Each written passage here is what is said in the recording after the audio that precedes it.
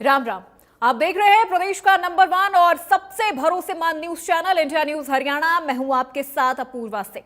राहुल गांधी लगातार 2 बार press conference करके चुनाव आयोग पर वोट चोरी का आरोप लगा चुके हैं, जिसको चुनाव आयोग ने सिरे से खारिज करते हुए आरोपों को निराधार बताया। वहीं इसको लेकर वार पलटवार का आरोप लगातार जारी है।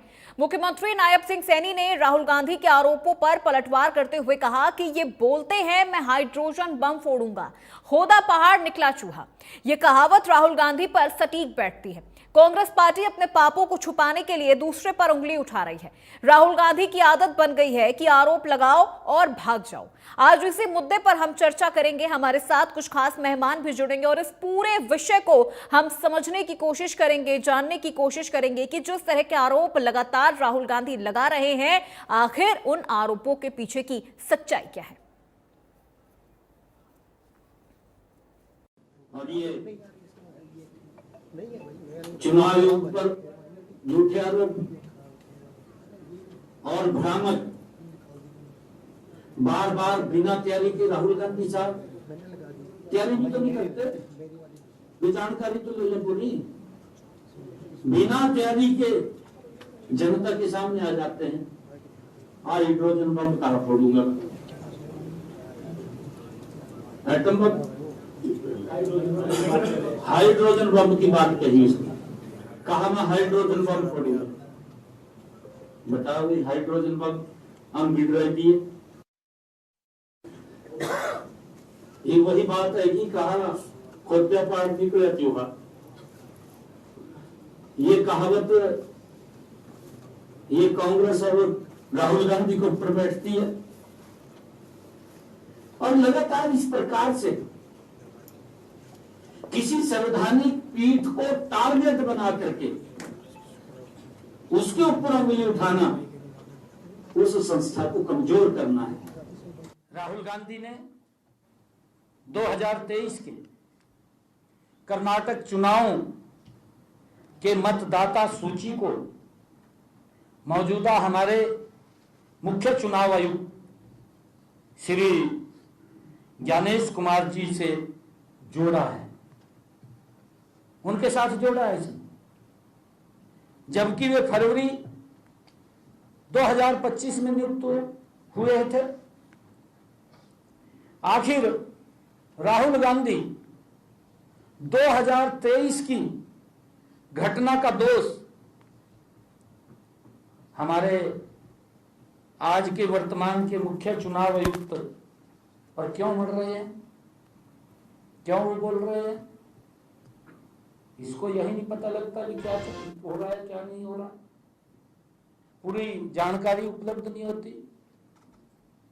कहीं ना कहीं तो स्क्रिप्ट आ जाती है, उसको बोल देते हैं। हाँ, 2023 में कांग्रेस ही जीतती है, जहां का वो लगे थे।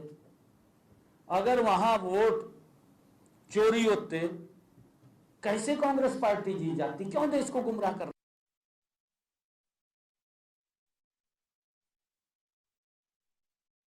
तो कांग्रेस का आरोप है लाखों मतदाताओं के नाम रातों रात गायब कर दिए गए, डुप्लीकेट प्रविष्टियां बनाई गई हैं। ये कांग्रेस के आरोप हैं जो चुनाव आयोग और सरकार पर उनकी तरफ से लगाए जा रहे हैं।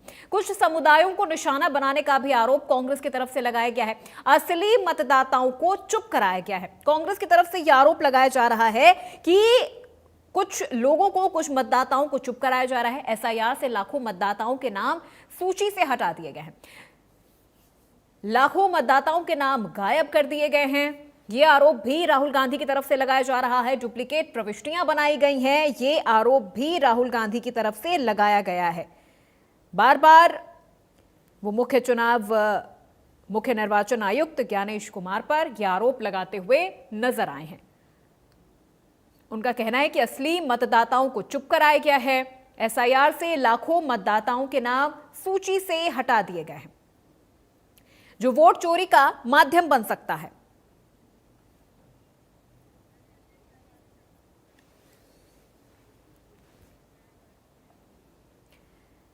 तो चलिए चर्चा की शुरुआत करते हैं। कुछ खास मेहमान भी हमारे साथ इस विषय पर चर्चा करने के लिए हमारे साथ जुड़ चुके हैं। बीजेपी से हमारे साथ विदु रावल जी जुड़ चुके हैं। विदु रावल जी, बहुत स्वागत है आपका इंडिया न्यूज हरियाणा पर। दिनेश अग्रवाल जी हमारे साथ जुड़ चुके हैं, कांग्रेस प्रवक्ता है। दिनेश अग्रवाल जी, आपका भी बहुत स्वागत है। और वरिष्ठ पत्रकार के तौर पर हमारे साथ डॉक्टर रमेश ठाकुर जी जुड़ चुके हैं। रमेश जी, आपका भी बहुत स्वागत है। प्रवक्ताओं का रुख करूंगी, लेकिन उससे पहले मैं सबसे पहले वरिष्ठ पत्रकार रमेश जी, मैं आपका रुख करना चाहूंगी, क्योंकि इस पूरे विषय पर आपकी राय बहुत मायने रखती है। चूंकि आप वरिष्ठ पत्रकार हैं, इस पूरे विषय को आप लंबे वक्त से आप देख रहे हैं, समझ रहे हैं। बार बार आरोप राहुल गांधी जी की तरफ से लगाया जा रहा है। हर बार कभी हाइड्रोजन बम फोड़ने की बात करते हैं, कभी एटम बम फोड़ने की वो बात करते हैं, लेकिन फिर वही है ढाक के तीन पात। कुछ नहीं निकलता है, कुछ साबित नहीं होता है, और कहीं ना कहीं कमियां कांग्रेस की ही उजागर हो जाती है। जनता सामने आ जाती है। जिन लोगों का वो नाम लेते हैं, वो लोग अपने पूरे सबूत के साथ सामने आ जाते कि नहीं साहब, हमने तो वोट दिया है, हमारा तो नाम ही नहीं कटा है। अपूर्वा, देखो, इसमें समझने की बात है। कोई राजनीतिक व्यक्ति जब कोई बात करता है, या उसको खुलासा कह दो या कुछ भी करता है, तो वो राजनीतिक दृष्टि से देखा जाना चाहिए। मैं ये पूरे एपिसोड को, जो 7 तारीख को पिछले महीने और जो उन्होंने परसों जो करा, इसको मैं एक राजनीतिक चाल कहूंगा। अगर राहुल गांधी को लगता है वास्तव में कुछ हो रही है, गड़बड़ियां कुछ हो रही हैं, तो आप जिस तरीके से पब्लिक डोमेन में आके सब चीजें कह रहे हो, तो सुप्रीम कोर्ट का भी आपके पास रास्ता खुला हुआ है। सुप्रीम कोर्ट आप जा सकते हो। यदा कदा उस प्रेस कॉन्फ्रेंस में एक पत्रकार ने पूछा भी, अगर आपकी बात बीजेपी नहीं सुन रही है, सरकार नहीं सुन रही है, इलेक्शन कमीशन अगर नहीं सुन रहा है, तो फिर रास्ता क्या बचता है? तो उन्होंने कहा कि मैं लोकतंत्र को बचाने नहीं आया हूँ, मैं सिर्फ आगाह करने आया हूँ। अगर आपको आगाह करना है तो चुनावी रैलियां होती हैं, बहुत सारे आपके मंच होते हैं। एक तो पक्ष ये हो जाता है। दूसरा पक्ष ये आ जाता है जो मानवीय पहलू है, और जिसपे मुझे जहां तक लगता है इलेक्शन कमीशन को उनकी चिंताओं को, उनके आरोपों को बिंदुवार तरीके से जांच करनी चाहिए। अब इसमें क्या है, इसमें सरकारी एजेंसी को उन्होंने इन्वॉल्व कर दिया कि सीआईडी के पास बहुत सारी इस तरह की वहां घपलेबाजी की खबरें उनके पास गई, डुप्लीकेसी और किस तरीके से वोट काटते जा रहे थे। तो उसने उसको पूरी तरीके से जांच करी, जिसका 3 बार डेलीगेट यहाँ दिल्ली इलेक्शन कमीशन में आ गया। उनसे पूछा गया कि आप हमें वो डिवाइस दे दो जो फार्म 7 की तरफ से आया हुआ, जो बीएलओ की तरफ से जो चीजें आई हैं। और क्योंकि वहां पे स्टेट गवर्नमेंट की तरफ से हम वहां पे लोगों से पूछते हैं, तो उन्होंने कहा उसका डिवाइस, उसका डाटा जो है सारा इलेक्शन कमीशन के पास पहुंच गया है। ठीक है, पहुंच गया। जब हमें लगता है कि सामने वाले ने चोरी कर रखी है, और हमें पता है कि उनके घर में संदूक रखा हुआ है और वो खोल नहीं रहा है, चलो नहीं खोल रहा, जब हम कह रहे हैं भाई तुम ही खोल के तुम अपनी नजरों के सामने दिखा दो, तो इलेक्शन कमीशन को उस डेलीगेट को अपने पास बैठाना चाहिए था और बताना चाहिए, तो बताओ क्या देखना चाहते हो। ये हमारा सिस्टम खुला हुआ है, ये हमारे डिवाइसेस है, आप देख लो। अच्छा, इलेक्शन कमीशन ने वो भी नहीं करा। अब इसमें 2-3 चीजें और सामने निकल के आती। पहले तो ये है कि जब 7 तारीख को आपने सब चीजें की, माहौल तो अच्छा बन गया। उसके बाद आपने बिहार में जाके वोट अधिकार रैली भी निकाली, जनता भी आपके साथ जुट जाती है। फिर वही आ जाती है, जब चुनाव होता है तो चुनाव में आपके साथ जनता क्यों नहीं आ पाती है। अब आपने कल एक ट्वीट करा कि युवा जितने भी भारत के अंदर हैं, उनको सोच समझ के चुनाव की वो एक उन्होंने संदेश देने की कोशिश की। वाला मुद्दा उन्होंने उठा दिया। अगर आप संदेश अगर आप दे रहे हो, तो दिल्ली विश्वविद्यालय का चुनाव आपकी गुट क्यों हार जाता है? इसका मतलब आपकी बात सही जगह क्लिक नहीं हो पा रही है। तो ये सारी जो चिंताएं हैं, कांग्रेस का थिंक टैंकर, मैं तो कहूंगा हमारे साथी कांग्रेस के बैठे हुए हैं, तो उन चीजों को समझना चाहिए कि आप जो गेंद फेंक रहे हो वो सही पाले में जा नहीं पा रही है। ये तो है, आपने राहुल गांधी ने जो कहा, वो पूरे हिंदुस्तान के एक एक बंदे का दरवाजा खटखटा के ये तो मैसेज देने में कामयाब हो गए कि आपका वोट चोरी हो रहा है। ठीक है, सब लोगों ने मान लिया वोट चोरी हो रहा है। मेरे अभी किसी अच्छे डॉक्टर साहब से बात हो रही थी दिल्ली के, उन्होंने साहब कहा यार मैं बीजेपी का कोर वोटर हूँ। उन्होंने कहा कि मेरे फादर बिल्कुल रमेश जी, देखिए मुद्दा वही है कि आप अपनी बात तो पहुंचा रहे हैं जनता तक, और जनता तक पहुंचाने के लिए आप तमाम रैलियां कर रहे हैं, मंच बना रहे हैं, लोगों के साथ आप जुड़ रहे हैं, उन तक अपनी बात पहुंचा रहे हैं।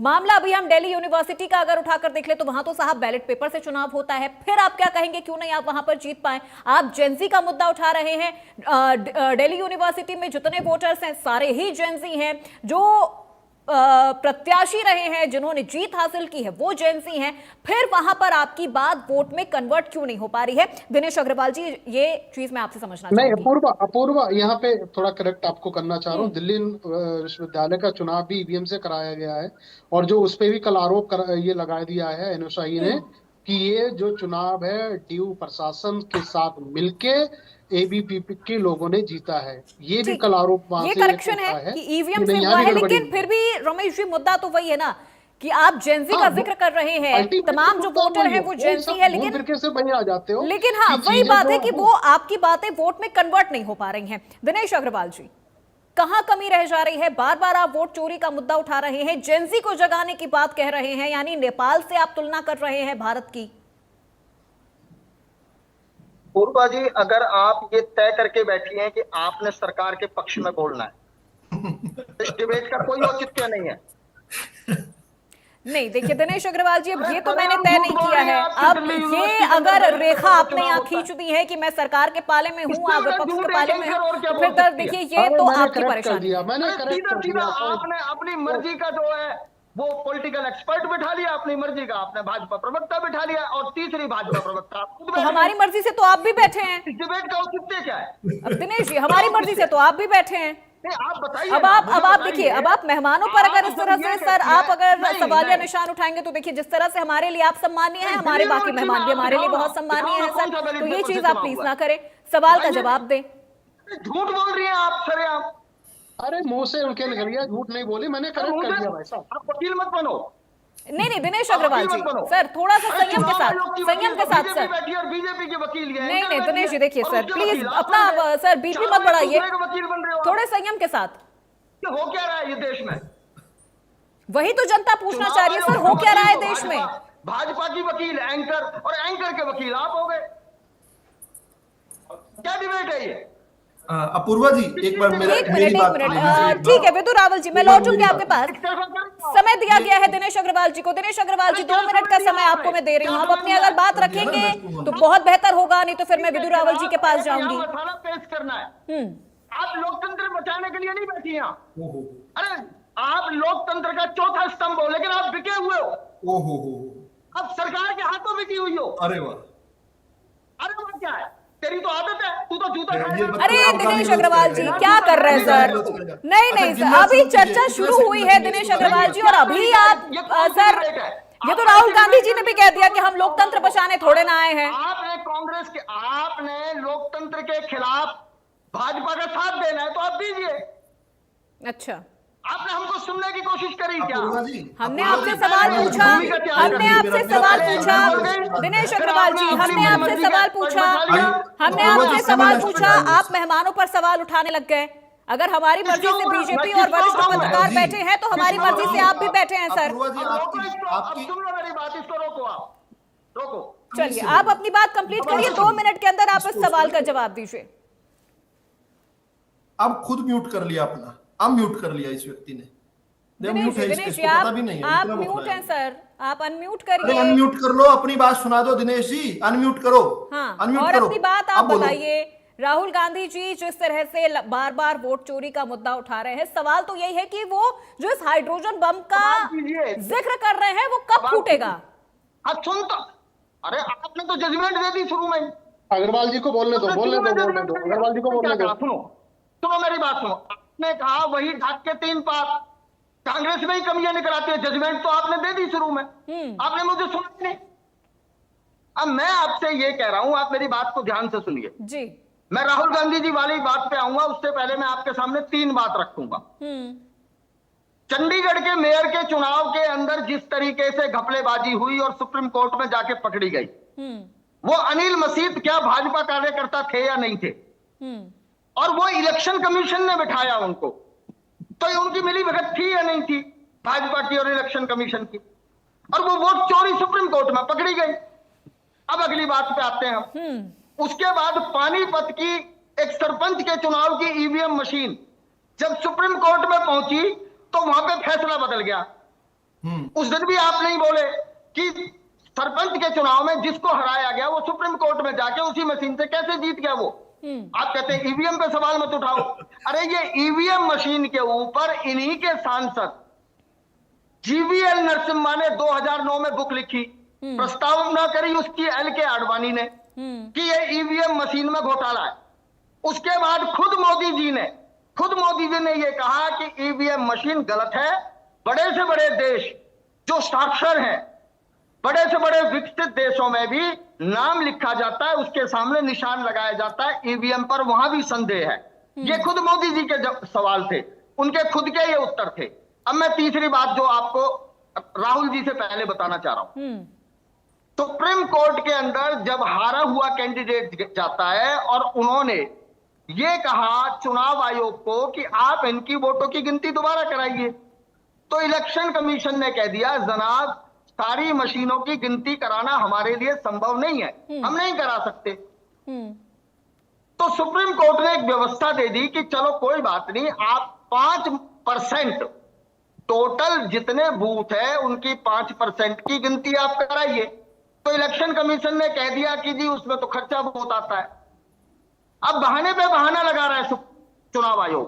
पहले कहता है कि हम इतनी मशीनों की गिनती नहीं करा सकते, फिर जब सुप्रीम कोर्ट ने कहा 5% की करा दीजिए तो कहता है वो उस पर खर्चा बहुत आता है। तो कोर्ट ने कहा कोई बात नहीं, जो कराना चाहता है उससे खर्चा ले लीजिए। अब हमने रानिया विधानसभा की 5% के हिसाब से 9 बूथों की हमने पैसा जमा कर दिया। सुप्रीम कोर्ट के आदेश है कि आप उसकी गिनती कराइए, लेकिन गिनती के लिए जब बुलाया गया तो ना तो ईवीएम की गिनती कराई गई, ना वीवीपैट की गिनती कराई गई, बल्कि एक मशीन को खोला और उसका डाटा डिलीट मार दिया चुनाव आयोग ने और कह दिया हम डेमो करा देते हैं। अब आप मुझे ये बताइए कि अनिल मसीद जैसा अधिकारी चुनाव आयोग द्वारा डेप्यूटेड, वो जब वोटों की चोरी करता है और सुप्रीम कोर्ट में पकड़ा जाता है, ईवीएम मशीन आपकी पकड़ी जाती है सुप्रीम कोर्ट में, आप एक हारे हुआ कैंडिडेट जो बार बार ये कह रहा है कि आप मेरी वोटों की गिनती करा दीजिए, पैसे लीजिए, 5 लाख रुपए जमा हो गए, उसके बाद चुनाव आयोग उसकी गिनती नहीं कराता, आप किस पे यकीन करें हम? अब एक उदाहरण मैं और देना चाहता हूं। इलेक्शन कमीशन अपने आप को फेयर बोलता है, उसकी निष्पक्षता तब होती, हरियाणा के अंदर मुझे कोई भी ऐसा पोलिंग बूथ बता दीजिए जहां से वोटिंग मशीन को उठा के स्ट्रॉन्ग रूम तक ले जाने में आधा पौना 1 घंटे से ज्यादा का समय नहीं लगता। चलिए ठीक है दिनेश अग्रवाल जी, आपके तमाम आरोप, तमाम सवालों के साथ एक बार मैं बीजेपी प्रवक्ता का विरोध करना चाहूंगी। नहीं ठीक है दिनेश अग्रवाल जी, देखिए इससे ज्यादा वक्त मैं नहीं दे पाऊंगी सर। एक मिनट, मेरा मौका नहीं आया, अग्रवाल जी सर, इससे ज्यादा मौका नहीं दे पाऊंगी सर। मैं दोबारा आऊंगी, थोड़ी बातें बचा के रखिए, दोबारा आऊंगी इसी सवाल के साथ। इलेक्शन कमीशन कहता है 19% की पोलिंग हो रही है, वही इलेक्शन कमीशन 6 घंटे के बाद वोट बढ़ा देता है, कहता है 65.65% है। अब आप मुझे बताइए कि एक तरफ वो हरियाणा का सीएम गिनती से 2 दिन पहले कहता है, बयान देता है, आपके चलिए ठीक है दिनेश अग्रवाल जी का मैं चिंता करने की जरूरत नहीं है, सरकार हमारी पहले भी रावल जी से सवाल और है। इलेक्शन कमीशन ठीक है दिनेश अग्रवाल जी, सुनिए और मेरी भी बात मेहमान है सर, जनता तक जाने दो बात को। और भी मेहमान गिनती से चंद घंटे पहले, चंद घंटे पहले सभी आरोपों को सुना विदुर रावल जी, सुना आपने अभी बहुत सारे आरोप लग रहे हैं। ठीक है रुक जाइए दिनेश अग्रवाल जी, रुक जाइए, बारी आपकी दोबारा भी आएगी, आपके पास मैं लौटूंगी। विदुर रावल जी, राहुल गांधी ने आरोप लगाया, कर्नाटक का उन्होंने यहां पर जिक्र किया, लेकिन अब सीधे तौर पर चुनाव आयोग ने उनके तमाम आरोपों को खारिज कर दिया है। ये तो हुई एक बात। दूसरी बात ये कि वो पीपीटी बनाकर लाते हैं, वो पीपीटी भी सर म्यांमार में बनती है। दूसरी बात, अब रुक जाइए दिनेश अग्रवाल जी, नहीं सर अब बीच में मुझे आज मेरे को 10 सेकंड दे दो सिर्फ, नहीं ओनली 10 सेकंड दे दीजिए। चलिए ठीक है सर, दिनेश अग्रवाल जी सिर्फ 10 सेकंड है, इससे ज्यादा फिर मैं आपको समय नहीं पाऊंगी। दिनेश जी दीजिए, बोलिए, ओनली 10 सेकंड मांग रहा हूं। हाँ, बोलिए, मेरा समय मैं ये कह रहा हूं, इस डिबेट के अंदर आप इलेक्शन कमीशन के किसी अधिकारी को बिठाइए, वो हमारी बातों के जवाब दे। भारतीय जनता पार्टी उनका वकील बनकर क्यों आ रही है? मैं वो उसका जवाब दूंगा। सबसे पहले चोरी करने वाले आदमी जो चोरी कर रहा अरे है रुक उसको जाओ जो ना, protect कर दिनेश रहा जी, है, हो गया 10 वो सेकंड। दोनों मिले चलिए हुए ठीक हैं। है दिनेश अग्रवाल जी, हो गए आपके 10 सेकंड। चोर 10 सेकंड हो गए सर, 10 मिले सेकंड हो हुए गए। हैं। पहला सवाल विदु रावल जी, एक पीपीटी बनवाते हैं राहुल गांधी जो कि म्यांमार में बनती है, हालांकि उस पीपीटी को लेकर बवाल भी खूब उठा, सुप्रिया श्रीनेत आती हैं, उस पूरे रायते को समेटने की कोशिश करती है, खैर वो अलग बात है। दूसरी चीज ये कि बार बार आरोप ये लग रहा है कि चुनाव आयोग के वकील बीजेपी क्यों बन रही है, बीजेपी क्यों चुनाव आयोग के पक्ष में तमाम सवालों के जवाब दे रही है। देखिए, आपने पिछले 12 साढ़े 12 मिनट से कांग्रेस के प्रवक्ता को सुना है। It will only be fair अगर आप कम से कम मुझे 6.5 मिनट तो दे दीजिए। बिल्कुल दूंगी। ये आधा समय, केवल आधा। और मेरी कांग्रेस के प्रवक्ता से निवेदन है, मुझे 2 मिनट मिले कांग्रेस के थे। प्रवक्ता से निवेदन है। ठीक है 2 ठीक है। मिनट मिले मेरे को। अरे और दिनेश मैंने ये अग्रवाल जी, अब कहा सब थोड़ा सा इलेक्शन शांत कमीशन हो के जाइए। अधिकारी को बिठाओ, वो जवाब नहीं नहीं दे। नहीं नहीं दिनेश हमें अग्रवाल वकील जी, अब नहीं देखिए अब इस चाहिए तरह से बीच में नहीं होगा सर, अब इस तरह से बीच में नहीं होगा। आपने बोला, आपको लोगों ने बिना मैंने टाइम इंटरप्शन के देखा सुना था, है। 5:09 पर वो बोलना शुरू हुए थे। चलिए अब विदु रावल जी, आप अपनी बात 5:22 कंप्लीट करिए, आप अपनी बात कंप्लीट करिए। अपूर्वा जी, चलिए मैं ये भी उम्मीद कर रहा था क्योंकि मैंने अपने समय के भी 10 सेकंड उन्हें दिए थे, तो शायद वो कर्टसी दिखाते और मेरे को शांति से सुनते, और मैं उनके एक एक सवाल का जवाब दे जाऊंगा। कुछ मैं भूल जाऊं सवाल का जवाब, मुझे याद करवा दे कि ये सवाल का और जवाब दे। शुरुआत आखिरी सवाल से करते हैं। वकील बीजेपी क्यों बन रही है? कितना हास्यास्पद है।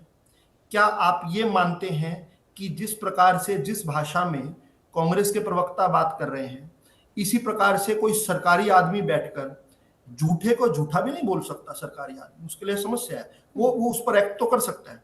लेकिन इससे बड़ा सवाल है, अभी अभी देश के अंदर दोनों जो हमारे सदन है संसद के, उनके पूरा का पूरा सेशन धो दिया गया। क्या मांग थी? एसआईआर पर चर्चा करो। एसआईआर किससे जुड़ी हुई है? इलेक्शन कमीशन से। हमने पूछा, उसका जवाब कौन देगा? ये कहते हैं सरकार जवाब देगी। यानी संसद में तो सरकार का जवाब बर्दाश्त है, वहां तो ईसी नहीं थी जवाब देने के लिए। हमने भी यही कहा, क्योंकि ईसी एक स्वायत्त संस्था है, वो जवाब देने के लिए स्वतंत्र है, लेकिन वहां पर नहीं है। इन्होंने पूरा सेशन धो दिया, लेकिन यहां डिबेट पे इन्हें ईसी का अधिकारी चाहिए। एक इससे समझ आता है विषय। फिर आपकी बात जो आप कह रहे हो, रास्ते में कोई चलता हुआ भी आपको सुधार कर दे, अगर उसकी बात में मेरिट है तो सुननी चाहिए। ये कि मेरे सवाल का उत्तर वही देगा या जो उत्तर देगा उसके साथ मैं मेरिट एट्रीब्यूट करूंगा, ये समझदारी नहीं है। हम लोगों को जज कौन करता है? लोकतंत्र में जज की कुर्सी पर कौन बैठा है? जनता बैठी है। आज मैं जो बात कह रहा हूं और जो कांग्रेस के प्रवक्ता ने बात की, इसको जज कौन करेगा? जनता करेगी, आपके दर्शक करेंगे। मेरा आचरण, मेरा व्यवहार, मेरी बातचीत जनता सुनेगी। मैं एक एक करके सारे बिंदुओं पर उत्तर देना चाहता हूं। मैंने उनसे आधा समय दे देना, घड़ी देखकर आधा जरूर दे देना। लेकिन देखिए, आपने कांग्रेस के प्रवक्ता ने एक जीवीएल नरसिम्हा राव जी की किताब का इस्तेमाल किया। ये कांग्रेस इकोसिस्टम इसको सोशल मीडिया पर भी खूब चलाता है, इसका उत्तर जाना चाहिए। जीवीएल नरसिम्हा राव जी ने, जो भाजपा के नेता हैं, उन्होंने एक किताब लिखी थी, उसके बाद एक केस किया था, और केस में कहा था कि ईवीएम के प्रति विश्वास दिखाने के लिए पेपर ट्रेल होनी चाहिए। खुद कोर्ट के अंदर जाकर किया, जिसको खुद विड्रॉ भी किया। कोर्ट ने इलेक्शन कमीशन को डायरेक्शन दी और हमने उसको विड्रॉ किया केस को। हमने कहा कि पेपर ट्रायल होना चाहिए। उसका नतीजा क्या हुआ? ये वीवीपैट सिस्टम आ गया। हमने सुधार की तरफ बढ़े, और कांग्रेस के नेता से देश के पत्रकार क्या कह रहे हैं? आपको सुधार करना है तो आप सुप्रीम कोर्ट में जाओ। वो कहते हैं नहीं नहीं नहीं नहीं नहीं, मुझे सुधार नहीं करना है, मुझे तो हंगामा खड़ा करना है, क्योंकि मुझे पता है जो मैं कह रहा हूं मैं झूठा हूं, और जो मैं कह रहा हूं ये भी झूठ है। और ऐसा भी नहीं कि राहुल गांधी ने कभी झूठ नहीं बोला, वो झूठ बोलकर पकड़े जा चुके हैं। रफाल पर झूठ बोला कि नहीं बोला, और फिर जाकर कोर्ट में माफी मांग कर आए। सावरकर पर झूठ बोला कि नहीं बोला, कोर्ट ने हड़काया। भारत की सीमा में चीन आ गया है और चीनी सैनिक भारतीय सैनिकों को पीट रहे हैं, कोर्ट ने जबरदस्त लताड़ लगाई। क्या सबूत है आपके पास? कुछ भी नहीं मिलता। महात्मा गांधी जी की हत्या को लेकर झूठ बोल चुके हैं वो, पेगासस के लेकर झूठ, ये सब तो कोर्ट ने पकड़े हैं। एक दिन में बोरियां भर भर के इंडस्ट्रियल स्केल झूठ बोलते हैं। उनकी देश भर में जो परसेप्शन है ये है कि ये आदमी बिल्कुल चिंता नहीं करता कि मेरा झूठ पकड़ा जाएगा। केजरीवाल को हरा चुके हैं झूठ बोलने वो। मैं जल्दी से ये बताना चाहता हूं कि इन्होंने 2-3 जजमेंट्स की बात की। इन्होंने ठीक है, एक तो रानिया ठीक है वाला विदुर विषय रावल जी, लास्ट के 1 मिनट है आपके पास। अब देखिए वक्त की भी कमी है, माफी चाहूंगी आपने उसके बड़ा लिए। उपकार किया कि जी। मुझे बता दिया, जी। नहीं तो मेरी बात अधूरी रह जाती। अब जी। मैं और संक्षेप में बताता हूँ। देखिए, जो इनको पसंद आया वो तो कोर्ट का निर्णय ले लिया, और उसमें भी इन्होंने मिलीभगत कर दी, उसमें मिलावट करके झूठ बोल दिया। जैसे इन्होंने कहा कि पानीपत के अंदर ईवीएम जो है सामने आई, इन्होंने ये पूरी बात नहीं बताई कि ईवीएम में कोई गड़बड़ नहीं मिली। जो काउंटिंग करने वाला अधिकारी है उसने एक अंक इधर की बजाय उधर कर दिया, और खुद जिसको फायदा मिला उसने भी यही नहीं कहा कि कोई बेईमानी हुई, उसने भी कहा कि ह्यूमन एरर के कारण हुआ। जो सरपंच बना, जो पहले नहीं था, लेकिन जिन निर्णयों पर इनका ध्यान नहीं गया, और इस बात में जो वरिष्ठ पत्रकार की बात का भी जवाब आ जाएगा, इनके हर विषय पर कोर्ट में गए हैं। ये बोलते थे महाराष्ट्र के अंदर चोरी हो गई, ठीक है, आज तक भी बोलते हैं। बीच में आपको रोक रही हूँ, बहुत माफी के साथ। 10 सेकंड दे दीजिए, ओनली 10 सेकंड। चंद्रशेखर अहिरे करके कांग्रेस का एक कार्यकर्ता, प्रकाश अंबेडकर, ये सब लोग जाकर बॉम्बे हाई कोर्ट में याचिका लिखकर गए कि महाराष्ट्र के चुनाव में चोरी हुई। कोर्ट ने, डबल बेंच ने 2 दिन सुनवाई की, उसके बाद याचिका फाड़ कर फेंक दी और बोला तुमने हमारा 2 दिन समय नष्ट कर दिया। ये लोग सुप्रीम कोर्ट में गए, सुप्रीम कोर्ट ने केवल याचिका रद्द नहीं की, इनको धमकाया कि अगली बार दोबारा आ गए तो कॉस्ट भी लगाएंगे। चलिए ठीक है, अभी यानी 15 दिन पहले एक तरह से माना जाए तो राहुल गांधी का जो हाइड्रोजन बम है उसके फूटने का इंतजार हर कोई कर रहा है, लेकिन बीजेपी इसे बेदम बता रही है। बीजेपी कह रही है कि ये पूरी तरह से बेदम है, इस हाइड्रोजन बम में कोई दम नहीं है। बहुत शुक्रिया विदुर रावल जी, दिनेश अग्रवाल जी, डॉक्टर रमेश ठाकुर जी हमारे साथ इस चर्चा में जुड़ने के लिए और इस विषय पर अपनी राय हम तक पहुंचाने के लिए। तो आज इस चर्चा में मेरे साथ फिलहाल बस इतना ही। प्रदेश की तमाम खबरों के लिए आप देखते रहिए इंडिया न्यूज हरियाणा।